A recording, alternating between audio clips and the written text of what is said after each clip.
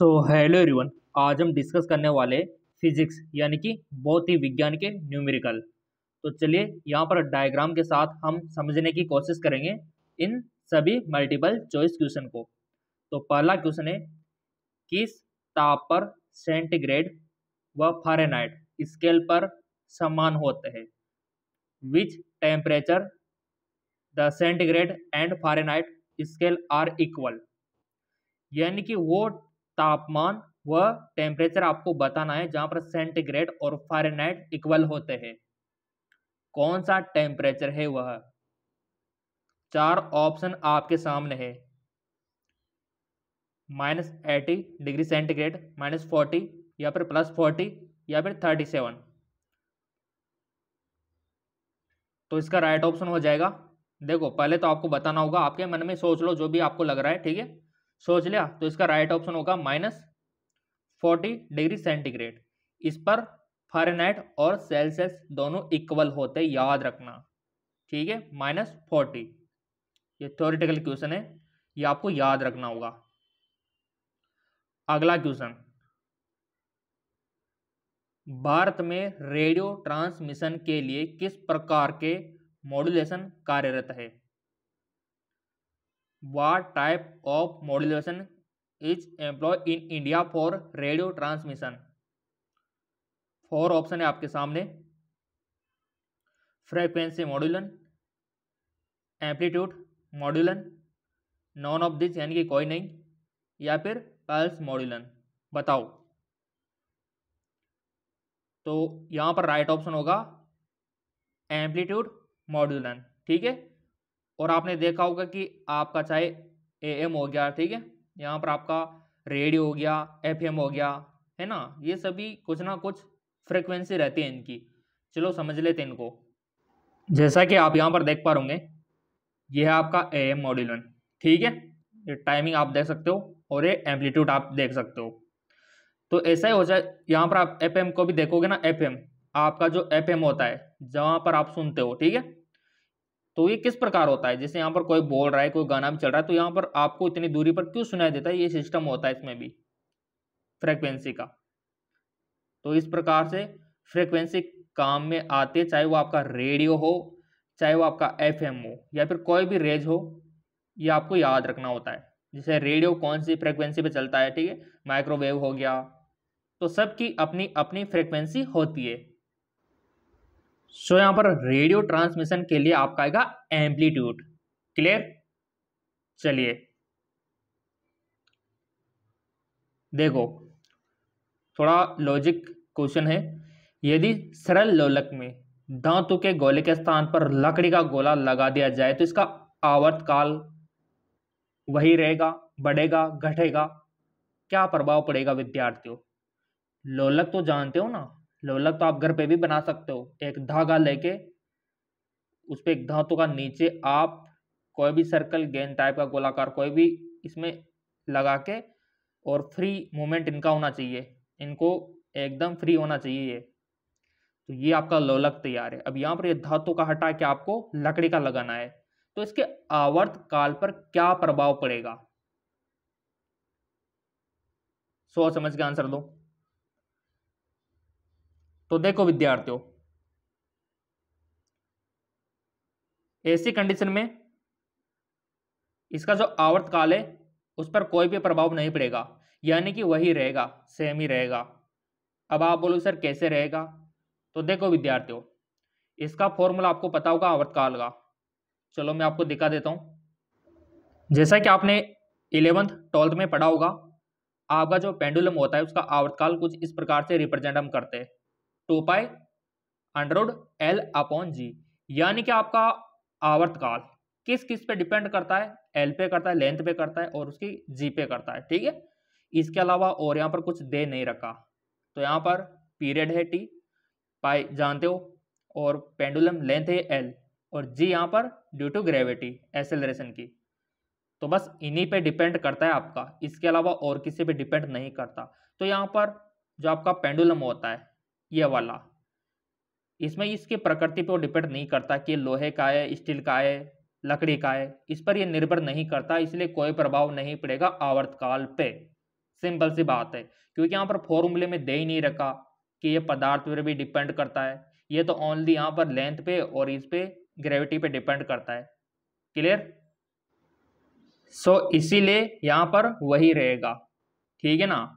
आवर्तकाल पे कोई भी प्रभाव नहीं पड़ेगा, चाहे आप धातु की जगह पर लकड़ी का लगाओ, प्लास्टिक का लगाओ, चाहे आप किसी भी मेटल का लगाओ।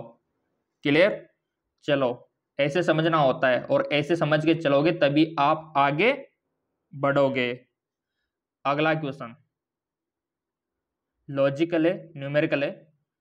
यदि पृथ्वी की त्रिज्या को 2% कम कर दिया जाए, द्रव्यमान स्थिर रखा जाएगा, तो पृथ्वी की सतह पर पिंड का भार होगा। अब बताओ आप,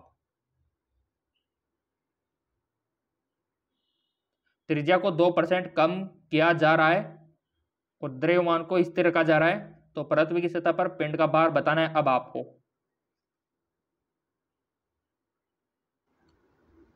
तो देखिए विद्यार्थियों, बहुत ही आसान है। यहां पर हम पृथ्वी की त्रिज्या को 2% कम कर रहे हैं। किसको? त्रिज्या को, यानी कि आर को। तो फॉर्मूला तो पता है ना आपको? अगर नहीं है तो चलो मैं दिखा देता हूं, क्योंकि ये अपॉन यानी कि बट्टे के नीचे होता है आर स्क्वायर। चलो मैं दिखाई देता हूं आपको। यहां पर आप देख पा रहे होंगे आपका G equal to G M upon R square होता है, ठीक है। इतना सा तो आपको पता ही है। तो यहाँ पर त्रिज्या यानी कि नीचे है, यानी कि इसको कम करेंगे तो ऊपर ये हमारा बढ़ेगा जी का, ठीक है, वैल्यू। तो और भी आप यहाँ पर और क्लियर कर सकते हो, F equal to M G होता है, ये भी आप जानते हो। और भार और द्रव्यमान में भी अंतर होता है, सिंपल सी बात है। तो क्लियर तो आपका यहीं पर ही हो गया कि ये बट्टे में दे रखा है, यानी कि जितनी त्रिज्या घटेगी हमारा उतना ही ऊपर ये इसका मान बढ़ेगा, ठीक है। तो यहाँ पर आपका F equal to M G होता है, और यहाँ पर द्रव्यमान और भार में अंतर आपको पता होना चाहिए। द्रव्यमान तो वो होता है जो किसी वस्तु में उपस्थित पदार्थ की परिमाप होती है, और ये बल को पृथ्वी के केंद्र की ओर खींचने का निरूपित करता है, ये वाला बल, भार, ठीक है। तो वो होता है भार और ये होता है द्रव्यमान। और द्रव्यमान की कोई दिशा नहीं होती, और जबकि इसकी दिशा होती है भार की। द्रव्यमान शून्य नहीं होता है और ये केंद्र पर जो भार है शून्य होता है, ये आपको पता होना चाहिए, बेसिक टॉपिक। और द्रव्यमान, इसका मान पृथ्वी की सभी जगहों पर समान रहता है द्रव्यमान का, और जो भार है वो बदलता रहता है हर एक लोकेशन पे। ध्रुव पे जाओगे तो अलग रहेगा, पृथ्वी के मध्य में आ जाओगे तो अलग रहेगा, तो वो चेंज होता रहता है। और जो द्रव्यमान है इसका मात्रक किलोग्राम होता है, और जो भार होता है इसका न्यूटन होता है, ठीक है।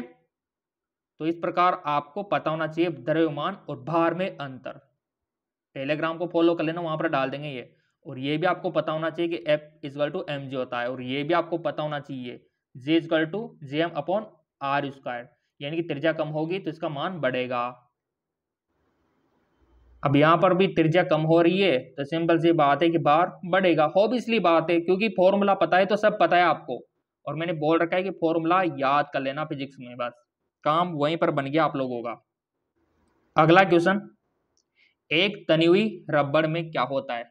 जो एक तना हुआ रबड़ होता है, जैसे मान लो एक तना हुआ धनुष हो गया, तना हुआ गिलोल हो गया, है ना, कोई भी खिंचा हुआ रबड़ हो गया, कोई भी खिंचा हुआ स्प्रिंग हो गया, उसमें क्या होता है? क्या उसमें गतिज ऊर्जा अधिक हो या स्थितिज ऊर्जा यानी कि पोटेंशियल एनर्जी अधिक होगी, या फिर आपकी जो पोटेंशियल एनर्जी वो कम होगी, या फिर गतिज ऊर्जा कम होगी? तो बच्चों वाला क्वेश्चन है कि कोई भी धनुष खिंचा हुआ है, कोई भी रबड़ खिंचा हुआ है, तो उसमें स्थितिज ऊर्जा ही होती है अधिक। क्या होती है? Potential energy. जैसे मान लो ये आपका धनुष है, ठीक है, और पढ़ा भी होगा आपने, तो ये धनुष ऐसे खिंचा हुआ है रबड़, ठीक है, इसका जो रबड़ है वो खिंचा हुआ है, ऐसा मान लो ऐसे खिंचा हुआ है, तो इसमें क्या स्टोरेज है? स्थितिज ऊर्जा।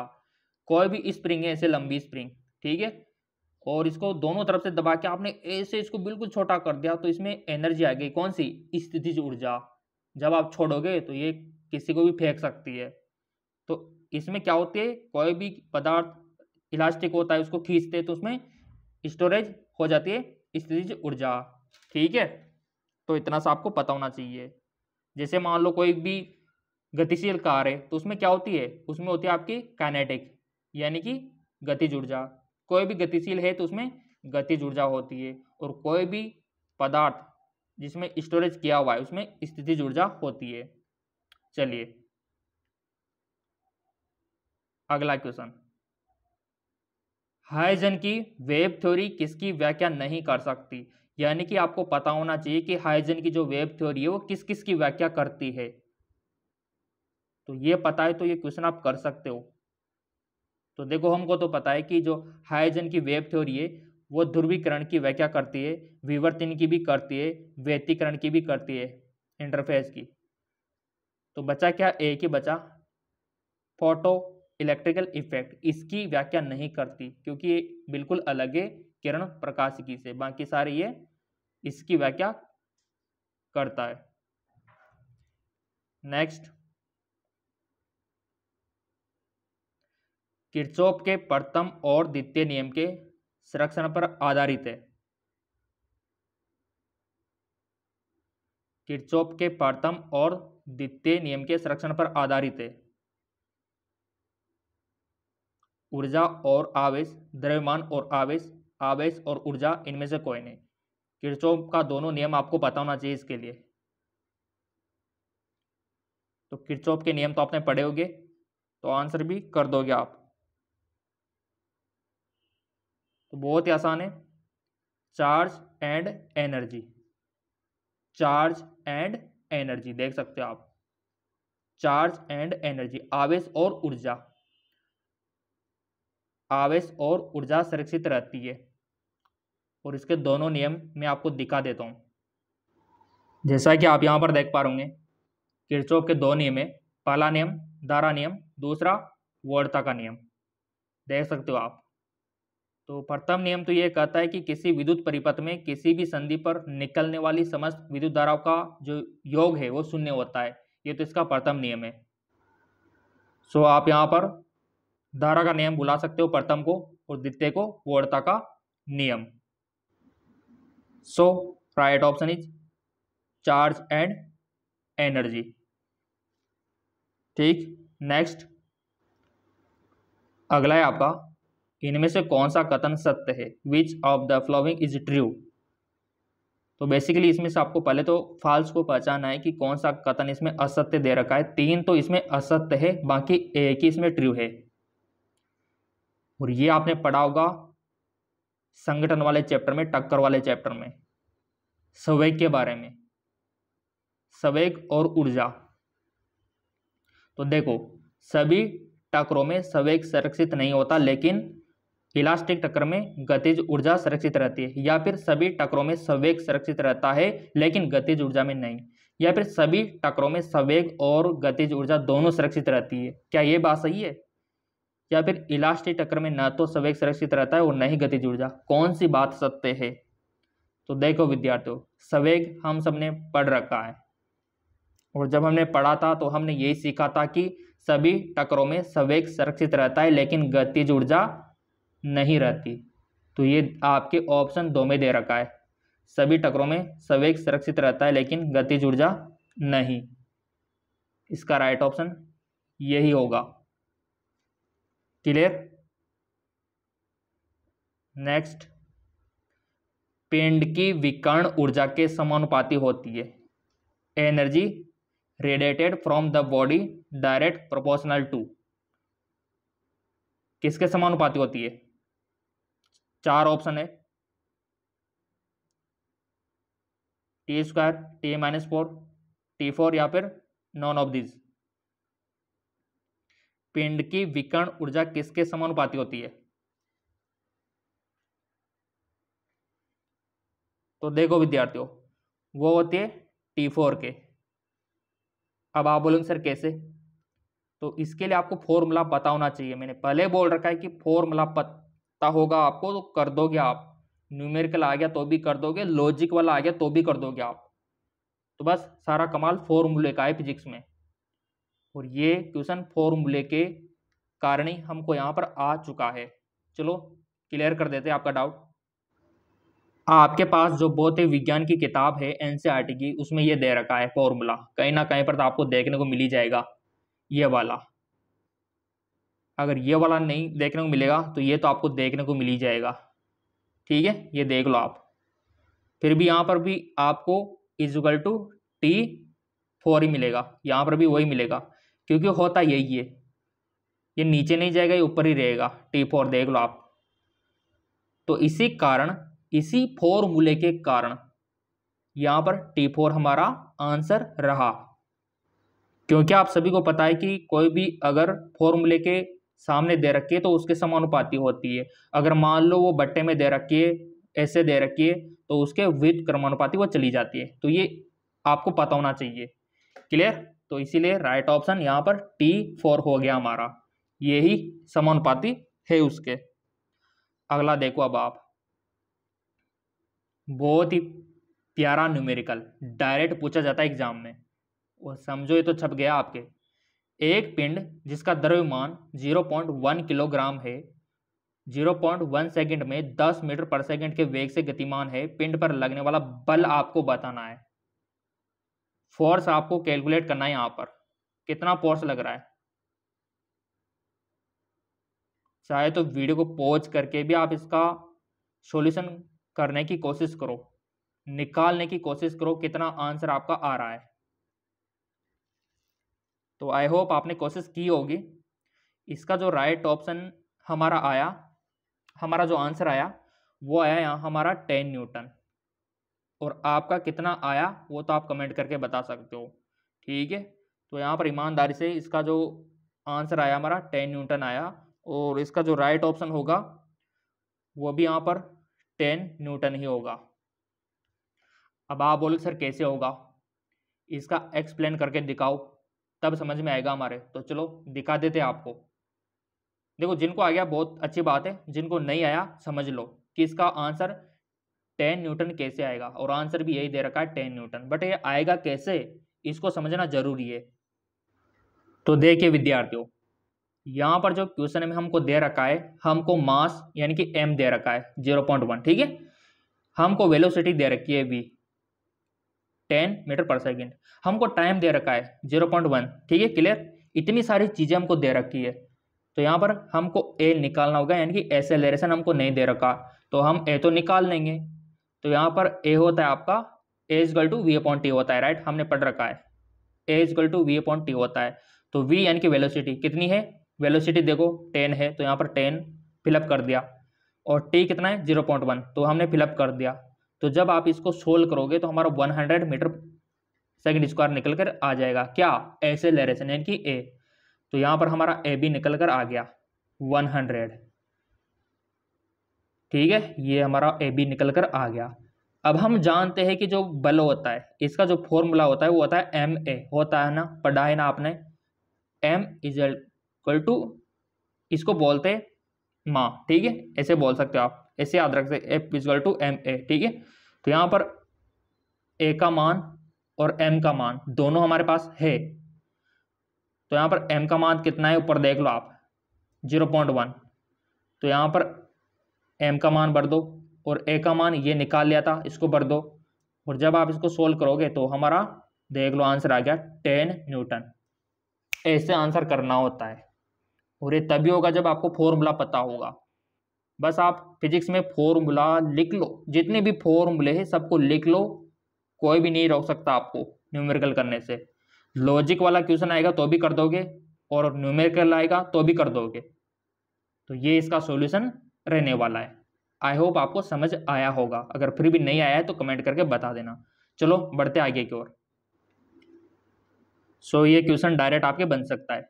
अगला, एक सीधे लंबे धारावाहक चालक के कारण चुंबकीय प्रेरण रेखा है, क्या तार के लंबवत होती है, सकेंद्रित होती है, वृत्त, तार के समांतर होती है, बताओ कैसे होती है। मान लो कोई भी तार है, ये आपका तार है, ठीक है, ये आपका सीधा सा तार है, ऐसे निकला हुआ है, ये निकला हुआ है, इसमें लाइट प्रभावित है, आपके विद्युत धारा प्रभावित है।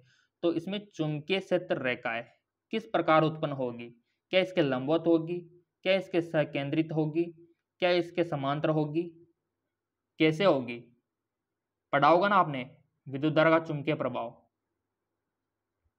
कि मान लो किसी भी तार में धारा बह रही तो वो चुंबक की तरह व्यवहार करता है, तो उसमें पैटर्न कैसा बनेगा आपका?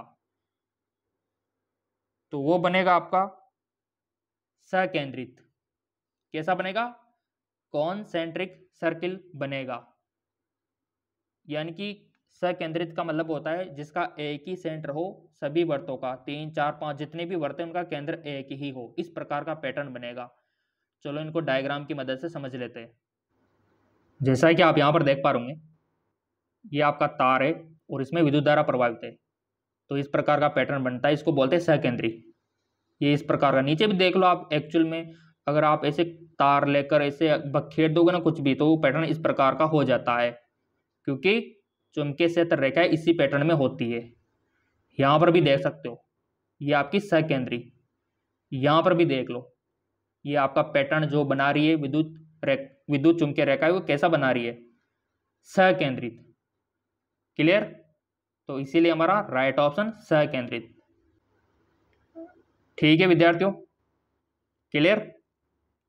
अब बढ़ते आगे की ओर। अगला है आपका वह पदार्थ जिसमें प्रत्येक परमाणु का चुंबकीय आघूर्ण शून्य होता है।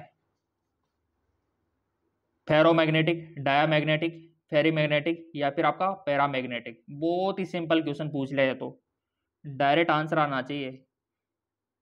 तो चुंबकीय आघूर्ण शून्य नहीं होता है, कहलाता है वो, तो हर किसी को पता है पैरामैग्नेटिक। ठीक है, पैरामैग्नेटिक में नहीं होता, याद रखना। किसमें? पैरामैग्नेटिक। और आपको पता होना चाहिए लोह चुंबक तत्वों के बारे में, डायामैग्नेटिक के बारे में, फेरीमैग्नेटिक के बारे में। तीनों चारों का बेसिक डिफरेंस आपको पता होना चाहिए, क्वेश्चन कहीं से भी बन सकता है। अगला, किसी नाभिक की औसत बंधन ऊर्जा प्रति न्यूक्लियन का क्रम होता है। तो बच्चों वाला क्वेश्चन है, डायरेक्ट अगर ये क्वेश्चन आ जाए तो आपको करके आना है 8 मेगा इलेक्ट्रोवोल्ट, जो कि आपके दे रखा है ऑप्शन 2 में। ये करके आपको आ जाना है। ठीक है, अगला क्वेश्चन, एडी करंट के बारे में तो आपने पढ़ा होगा। एडी करंट भंवर धाराएं। ठीक है, तो भंवर धाराएं किससे उत्पन्न होती है? ऑप्शन है इलेक्ट्रोमैग्नेटिक ब्रेक्स, या फिर आपका इंडक्शन फर्नेस, या फिर स्पीडोमीटर से।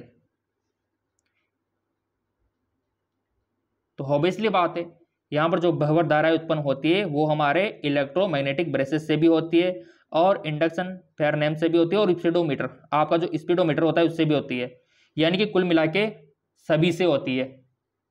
तो हमारा right option all of this. और भंवर धाराएं बहुत ही देखी होगी आपने, काफ़ी यूजफुल भी होती है, काफ़ी सारी जगह इंडक्शन बनाने में भी काम आती है। चलो देख लेते किस प्रकार बनती है। जैसा कि आपको पता होगा कि जो चुंबक के दो ध्रुव होते, नॉर्थ साउथ, उनके बीच में किसी मेटल को मूवमेंट कराया जाए तो हीट होने लगता है, क्योंकि उसमें भंवर धाराएं बनने लगती है। जो आपका इंडेक्स होता है, काफ़ी सारों ग्रोह में भी होगा इस प्रकार का इंडेक्स,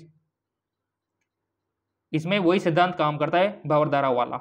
ये इस प्रकार का ये इंडेक्स होता है, इसमें कोई भी मेटल का रख दो पानी गर्म हो जाता है, बट अगर आप हाथ रख दोगे तो कोई दिक्कत वाली बात नहीं है, क्योंकि ये मेटल जब रखा जाएगा तभी उत्पन्न होती है भंवर धाराएं, है ना।